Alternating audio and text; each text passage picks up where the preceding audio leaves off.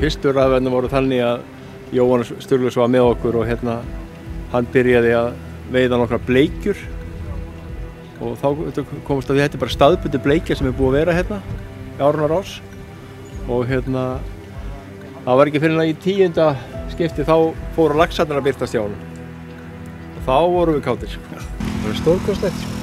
Gekja, fallegur líka. Já. Það sem var annað jákvætt, þau hefur lifað, ekki bara þau hefur lifað á, þau voru vel haldin og þessi stærstu seiði sem voru kannski alltaf 12 cm þarna þegar í lok ágúst, það sagði manni í rauninni að það einhver seiði þá þegar gengið til hafs það sumar og þess vegna ekki gott að átta sig alveg á kannski þéttleikanum af því að þetta ekki eins og þarna hafi verið árum og árum saman hrygning og maður komi bara inn og fá alla afgangana alltaf þetta á svona byrjun.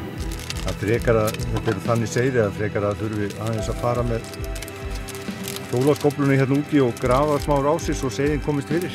Já. Þetta allavega 7. þetta.